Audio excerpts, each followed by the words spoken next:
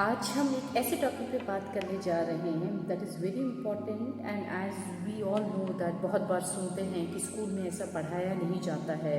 काश अगर स्कूल में पढ़ाया जाता तो शायद हमारे बच्चे स्पेशली हिंदुस्तान में समझ जाते कि जॉब इम्पॉर्टेंट है, कि बिजनेस इम्पॉर्टेंट है, पैसा कमाना सिखाना। बट लेकिन एक सवाल है जो मैं हर किसी से पूछना चाहती हूँ। बिल गेट्स को भी कोई स्कूल में नहीं सिखाया, एलन मस्क को भी किसी ने भी स्कूल में नहीं सिखाया, अंबानी को भी किसी ने स्कूल में नहीं सिखाया। ये आपकी खुद की स्किल है, ये आपकी खुद की समझ है। उनके भी पेरेंट्स शायद उतना गाइड नहीं किए होंगे जैसा हम सोचते हैं। तो हम इंसान आज तक जितने भी इन्वेंशन किए हैं, डिस्कवरी किए, ये हमारी खुद की चाह है। जिस तरीके से बिल गेट्स हमेशा बोलते आए हैं कि आप गरीब घर में पैदा हुए या तो आप गरीब होके पैदा हुए, वो आपका चॉइस नहीं था। बट लेकिन आप गरीब होके अगर मर रहे हैं तो वो आप कहीं ना कहीं आपकी अपनी जिम्मेदारी है जिसको आपको ब्लेम करना है। तो let us to just come to the point, जहाँ बहुत ज़रूरी है आपका ये समझना कि आपके लाइफ को आपको रिच कैसे बनाना है और आपके लिए रिचनेस क्या है उसको आपको डिफाइन करना है। हो सकता है किसी के लिए रिचनेस है अपने लाइफ के पर्पस को फुलफिल करना, समाज का सेवा करके, किसी को एक बहुत बड़ा बिजनेसमैन बनना है। लेकिन हम कुछ भी करें, जब तक हम खुद के लिए एक अच्छा लाइफ, एक कंफर्टेबल लाइफ नहीं दे पाते हैं, तब तक क्या होता है कि वो रिचनेस का जो फीलिंग होता है कहीं ना कहीं हम उसको फुलफिल नहीं कर सकते हैं। So here how to become the rich, whatever your step, you just make a note and on whatever your purpose. आपका गोल क्या है? एक बिजनेसमैन का गोल अलग होता है, टीचर का गोल अलग होता है, एक साइंटिस्ट का गोल अलग होता है। अगर आप एपीजे अब्दुल कलाम को देखें तो कितने रिच रहे। रिच पैसे में नहीं रहे तो क्या हुआ, वो नॉलेज में इतना रहे कि आज भी हम उनके फुटपाथ को फॉलो करते हैं। महात्मा गांधी का एग्जाम्पल लीजिए। तो ऐसे बहुत एग्जाम्पल है। आपके लिए रिचनेस क्या है, आपको पैसे किस तरीके से कमाना है, पहले आप अपने पर्पस को समझिए। उसके लिए आप क्लैरिटी लाइए कि आपके लाइफ में आपको क्या चाहिए, आपको किस तरीके का इनकम चाहिए। अगर आपको बहुत बड़ा बिजनेसमैन बनना है तो उसके लिए भी क्लैरिटी होना। अगर आपको लग रहा है कि नहीं मेरे को एक बहुत ही अच्छी टीचर बनना है तो उसके लिए भी क्लैरिटी होना। तो किस तरीके से आप अपने गोल को एक रिचनेस के साथ आप आइडेंटिफाई कर सकते हैं वो बहुत ज़रूरी है। तो पैसे की जो समझ है उसके लिए कुछ टिप्स होते हैं जिसको हमको फॉलो करना है। आप जिस भी फील्ड में, जिस भी गोल ओरिएंटेड बिजनेस है कि करियर में आप जाना चाहते हैं, तो वहाँ पे कुछ उसूलों को आपको फॉलो करना है जो बड़े से बड़े, बहुत बड़े पैसे वाले भी किए हैं और बहुत डाउन टू अर्थ जो लोग लाइफ जीते हैं वो भी करते हैं।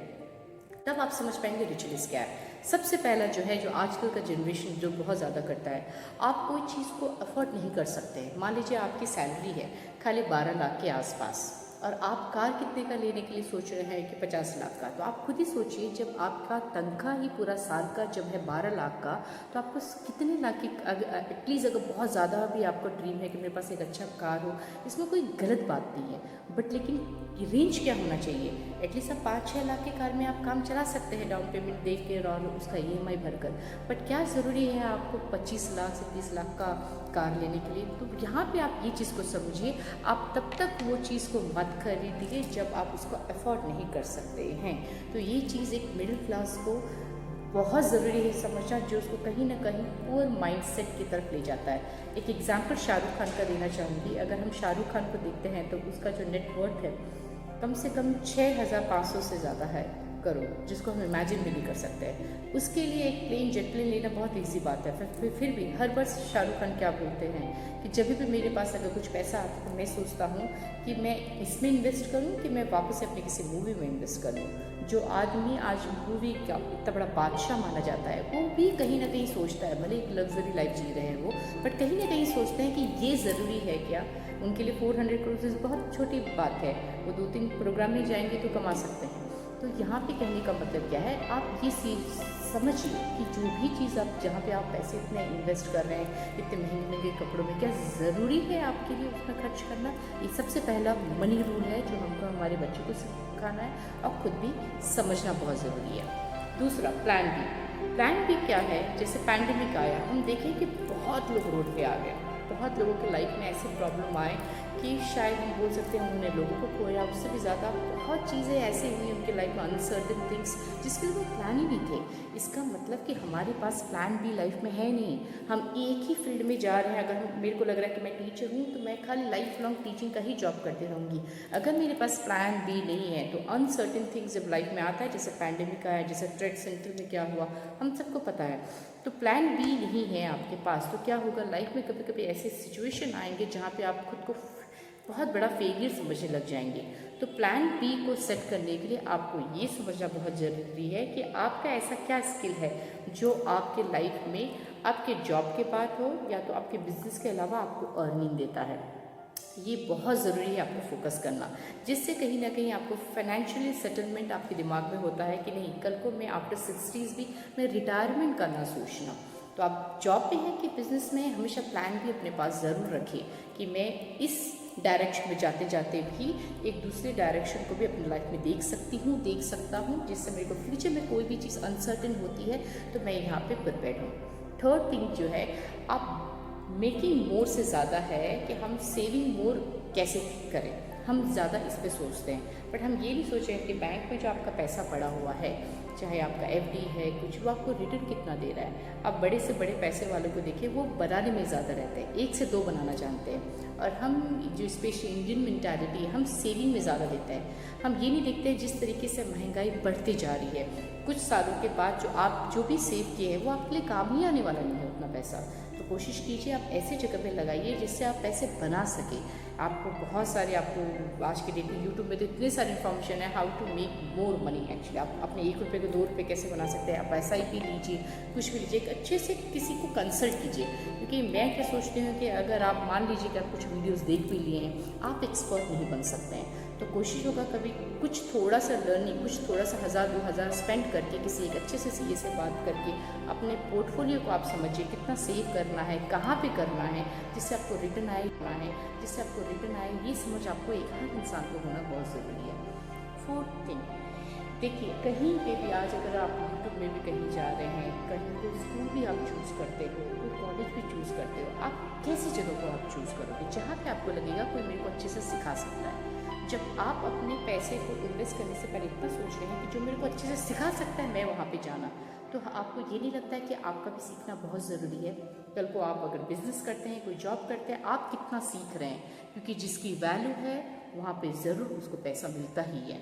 तो अपने आप को एक बहुत वैल्यूबल इंसान बनाइए, अपने पे स्पेंड कीजिए, अपने लर्निंग पे स्पेंड कीजिए। आप देखिए फिर आप जो पैसे की जो दिक्कत एक मिडिल क्लास फैमिली में ज़्यादा क्यों होती है, क्योंकि हम खुद को जज करने लग जाते हैं किसके साथ, बाहर के लोगों के साथ, कि वो मेरे से ज़्यादा इंटेलिजेंट है, वो आपसे ज़्यादा इंटेलिजेंट क्यों है। ये क्वेश्चन आपको पूछना है, ये क्वेश्चन आपको समझना है कि मैं कितना ज़्यादा अपने पे टाइम स्पेंड कर रही हूँ और कर रहा हूँ। अगर उसको ये आता है तो मेरे को क्यों नहीं आ सकता है, क्योंकि आज के डेट में नॉलेज हर जगह पे है, हमको भी पता है, बहुत ईजी है नॉलेज लेना अगर आप चाहते हैं तो।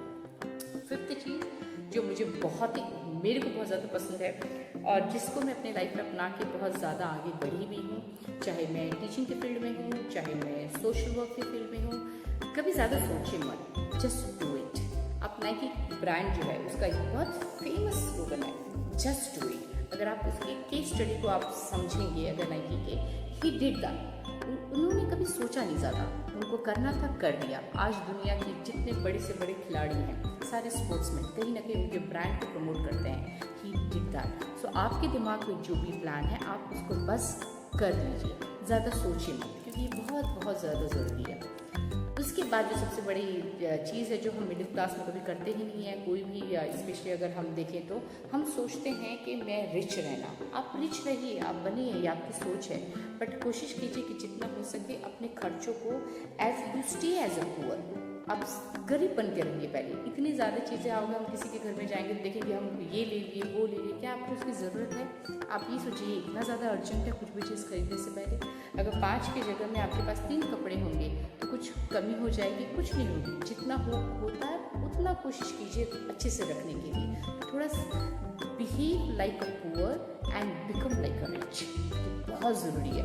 जितना होगा कोई फ़र्क नहीं पड़ता, आपके फ्रेंड्स को लगे आपके पास पैसा नहीं है, बट आप अपने आप में कहीं ना कहीं इतने बुद्धिमान बन जाइए कि आप फालतू का जोमेटो में, स्विगी में, बड़े बड़े पब में जा रहे हैं, यहाँ खर्चा करें, क्या ज़रूरत है अभी इस टाइम पर आपके लिए? नहीं, इस चीज़ को आपको समझना बहुत ज़रूरी है। उसके बाद जो है boss of your money. When I am talking about boss of your money, आपको ये भी समझना है आपके लोन्स, आपकी EMI जहाँ कहाँ पे रहें। बहुत लोग बोलते हैं आप रेंट के घर पे रह लीजिए, कुछ लोग बोलते हैं हमको अपना घर रखना चाहिए। आप खुद समझिए, जैसे मेरे लिए अपना घर होना बहुत ज़रूरी है। मैं क्यों रेंट के घर पे रहूँ अगर मैं अफोर्ड कर सकती हूँ तो? क्योंकि कल को कहीं ना कहीं तो हमको लगेगा ना, एक तो कहीं ना कहीं हमारे दिमाग में, हर किसी इंसान के दिमाग में रहता है कि मेरे पास मेरा एक छत रहना। तो अगर आपको लगता है उसके लिए आप लोन ले रहे हैं, अच्छी बात है, पर आप ये देखिए आप किस हद तक आप लोन ले सकते हैं। हद से ज़्यादा भी मत लीजिए, जिससे आपको कहीं ना कहीं प्रॉब्लम होगा।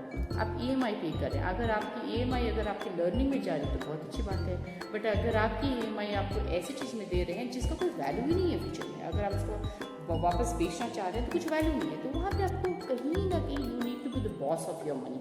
आप कहाँ खर्च कर रहे हैं? मैंने इतने लोगों को देखा आज के डेट में, स्टूडेंट्स को जो एप्पल के फ़ोन ले लेते हैं, उनके सैलरी शायद 20,000 भी नहीं होंगे, एप्पल का फ़ोन EMI में ले लेते हैं। वो ज़रूरी है क्या? बट जैसे ऐसे काफ़ी लोग रहते हैं जिनके पास लैक्स में they are earning and all, but we don't go with that. कोई ज़रूरी है दुनिया को दिखाने के लिए कि मेरे पास 2 लाख के 3 लाख के फ़ोन है? It's not needed and all. ज़रूरत है तो ही लीजिए जो आपको बेनिफिट देता है।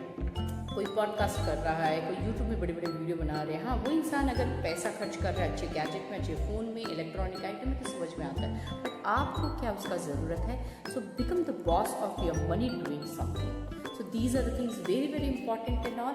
आप ये चीज़ को समझना आपको बहुत ज़रूरी है कि आप में फाइनेंशियल लिटरेसी बहुत ज़रूरी है, वरना आप चाहे rich dad poor dad book पढ़ लीजिए, आप कितने भी किताबें पढ़ लीजिए, कितने भी लोगों को आप समझिए, हमेशा आप कन्फ्यूज़ रहेंगे और हमेशा आप यहाँ वहाँ भटकते रहेंगे।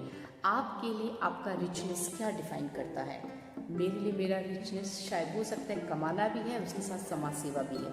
ये मेरा रिचनेस है। मेरा रिचनेस ये भी है कि मैं खुद के लिए भी आवाज़ उठा सकूँ, दुनिया के लिए भी आवाज़ उठा सकूँ। So your purpose has to be well defined. Just be happy and become rich in your own life.